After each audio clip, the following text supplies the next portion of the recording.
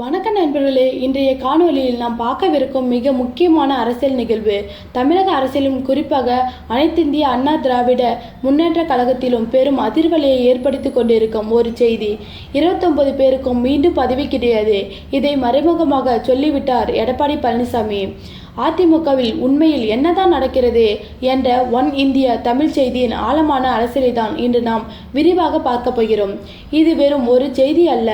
அதிமுகவின் ஒட்டுமொத்த எதிர்காலத்தையும் எடப்பாடி பழனிசாமியின் தலைமை பண்பையும் கட்சியின் எவர் பெரியவர் என்ற அதிகார போட்டிகளையும் வெளிச்சம் போட்டு காட்டும் ஒரு மாபெரும் அரசியல் சதுரங்க ஆட்டத்தின் உச்சகட்டம் என்றுதான் சொல்ல வேண்டும். ஜெயலலிதா என்ற ஆளுமை மறைந்த பிறகு அதிமுக பல அணிகளாக பிரிந்து பின்னர் இணைந்து ஒற்றை தலைமையாக உருவெடுத்து இன்று எடப்பாடி பழனிசாமியின் முழு கட்டுப்பாட்டில் வந்துள்ளது என்பது நாம் அனைவரும் அறிந்ததே. ஆனால் இந்த ஒற்றை தலைமை பயணத்தின் அவருக்கு உற்று துணையாக வலதுகரமாக இருந்த பலரையும் அவர் இன்று ஓரம் கட்ட தொடங்கியுள்ளார் என்பதுதான் தமிழக அரசியலில் மிகப்பெரிய பேச்சு பொருளாக மாறியுள்ளது. குறிப்பாக கொங்கு மண்டலத்தில் முடிசூடா மன்னனாக வலம் வந்த எஸ்பி வேலுசாமி போன்றவர்கள் இப்போது கட்சியில் ஓரக்கட்டப்பட்டுள்ளார்களா என்ற கேள்வி பூதாகரமாக எழுந்துள்ளது. சமீபத்தில் எடப்பாடி பழனிசாமி தரப்பிலிருந்து ஒரு மிக முக்கியமான தகவல் கசிந்துள்ளது. அதாவது கட்சியிலிருந்து சமீபத்தில் கட்டாய ஓய்வு அளிக்கப்பட்ட அல்லது பதவியிலிருந்து நீக்கப்பட்ட 29 முன்னாள் நிர்வாகிகளும் மீண்டும் எந்த ஒரு பொறுப்பும் வழங்கப்பட மாட்டாது என்பதுதான் அந்த தகவல். அது மட்டும் இல்லாமல் அவர்கள் தங்களது பழைய பதவிகள் பெயர்களை எக்காரணம் கொண்டு பயன்படுத்தக்கூடாது என்ற கடுமையான உத்தரவும் மறைமுகமாக பிறப்பிக்கப்பட்டுள்ளது. இது சாதாரணமாக விடப்பட்ட ஒரு அறிக்கை அல்ல. இது கட்சிக்குள் எழத்துடிக்கும் மற்ற அதிகார மையங்களுக்கும் எடப்பாடி பழனிசாமி விடுக்கும் நேரடி எச்சரிக்கை. முன்னாள் அமைச்சர்கள், மாவட்ட செயலாளர்கள் என பலரும் இந்த 29 பேர் கொண்ட பட்டியலில் இருக்கலாம் என கணிக்கப்படுகிறது. இந்த செய்தியின் பின்னணியில் உள்ள அரசியல் தந்திரத்தை நாம் புரிந்து கொள்ள வேண்டுமென்றால் கொஞ்சம் பின்னோக்கி பார்க்க வேண்டும். பன்னீர்செல்வத்தை கட்சியிலிருந்து நீக்கிய போதும் எடப்பாடி பழனிசாமிக்கு உறுதுணையாக இருந்தவர்கள் இந்த கொங்கு மண்டல தலைவர்கள்தான். ஆனால் காலப்போக்கில் கட்சியில் ஒரு விதமான அதிகார போட்டி எழத் தொடங்கியது. எடப்பாடி பழனிசாமி தன்னை ஜெயலலிதாவை போன்று ஒரு அசைக்க முடியாத ஒற்றை தலைமையாக நிலைநிறுத்திக் கொள்ள விரும்புகிறார். அவருக்கு கீழே அனைவரும் சரிசமமாக இருக்க வேண்டும். எவரும் தங்களை இரண்டாம் கட்ட தலைவர்களாக என்றோ அல்லது கட்சியின் கிங் மேக்கராக என்றோ நினைத்து கொள்ள கூடாது என்பதில் அவர் மிக தெளிவாக இருக்கிறார். இந்த சூழல்தான் எஸ்பி வேலுசாமி, சி.வி. சண்முகம் போன்ற மூத்த தலைவர்களின் நடவடிக்கைகள் எடப்பாடி பழனிசாமிக்கு சங்கடத்தை ஏற்படுத்தியதாக தெரிகிறது. எஸ்பி வேலுசாமி கட்சியில் பல விவகாரங்களில் தன்னிச்சையாக முடிவெடுக்க முனைந்ததாகவும் தொண்டர்கள் மத்தியில் தன்னை ஒரு இணையான தலைவராக முன்னிறுத்தி கொள்வதாகவும் தலைமைக்கு தகவல்கள் சென்றுள்ளன. அதிமுக என்பது இனி எம்.ஜி.ஆர்., ஜெயலலிதா காலத்தைப் போல ஒற்றை அதிகார மையத்தின் கீழ் மட்டுமே இயங்க வேண்டும் என்ற முடிவுக்கு எடப்பாடி வந்துவிட்டார். எனவே தன் அதிகாரத்திற்கு சவால் விடும் வகையில் எவர் செயல்பட்டாலும் அவர்கள் எவ்வளவு பெரிய செல்வாக்கு மிக்கவர்களாக இருந்தாலும் அவர்களை தயவுதாட்சண்யமின்றி நீக்கவோ அல்லது அதிகாரத்தை குறித்து ஓரங்கட்டவோ அவர் தயங்க மாட்டார் என்பதை தான் இந்த 29 பேருக்கும் பதவி இல்லை என்ற செய்தி உணர்த்துகிறது. முன்னாள் நிர்வாகிகள் தங்களது பழைய பெயர்களை போட்டுக்கொண்டு வலம் வருவதால் கட்சி தொண்டர்கள் மத்தியில் ஒரு குழப்பம் ஏற்படுகிறது. யார் உண்மையான அதிகாரம் படைத்தவர்கள், யார் தலைமையால் அங்கீகரிக்கப்பட்டவர்கள் என்ற சந்தேகம் எழுகிறது. இதை மொழியிலேயே கிள்ளி எறிய வேண்டும் என்பதற்காக பழைய பட்டங்களை பயன்படுத்தக்கூடாது என்ற வாய்மொழி உத்தரவு பிறப்பிக்கப்பட்டுள்ளது. இது ஒருபுறம் இருக்க, எஸ்பி வேலுசாமியின் நிலைமை அதிமுகவில் தற்போது என்னவாக இருக்கிறது என்பதை பார்ப்போம். அவர் மீது பல வழக்குகள் நிலுவையில் உள்ளன. ஆளுங்கட்சியின் அழுத்தங்களும் ஒருபுறம் இருக்கின்றன. இந்த நிலையில் கட்சியில் அவருக்கு போதிய முக்கியத்துவம் அளிக்கப்படவில்லை என்ற வருத்தம் அவரது ஆதரவாளர்கள் மத்தியில் பரவலாக உள்ளது. சமீபத்தில் நடந்த சில உட்கட்சி கூட்டங்களில் எஸ்பி வேலுசாமியின் ஆதரவாளர்கள் அதிருப்தியை வெளிப்படுத்தியதாகவும் செய்திகள் கசிந்தன.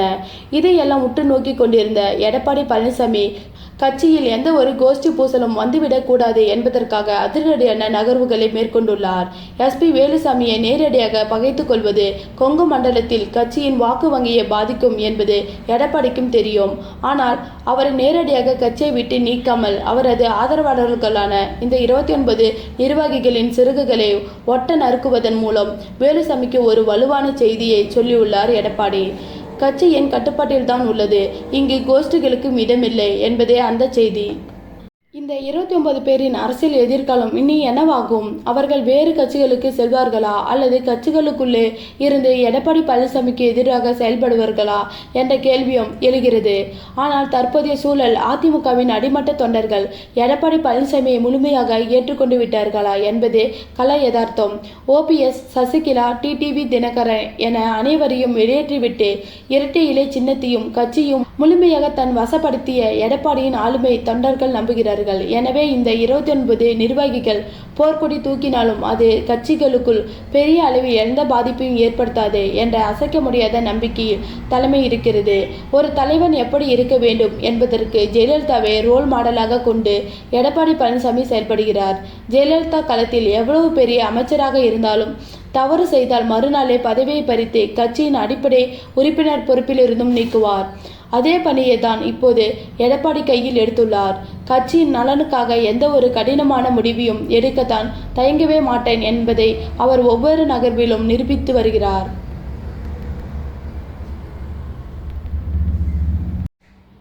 SP வேலுசாமி மற்றும் CV சண்முகம் போன்றவர்கள் அதிமுகவின் பலமிக்க தூண்கள் என்பதில் எந்தவித சந்தேகமும் இல்லை. ஆனால் அந்த தூண்கள் கட்சியின் கூரைகளை தாங்கி பிடிப்பதை விட தாங்கள்தான் கூரை என்று நினைக்கும் போதுதான் பிரச்சனைகள் தொடங்குகிறது.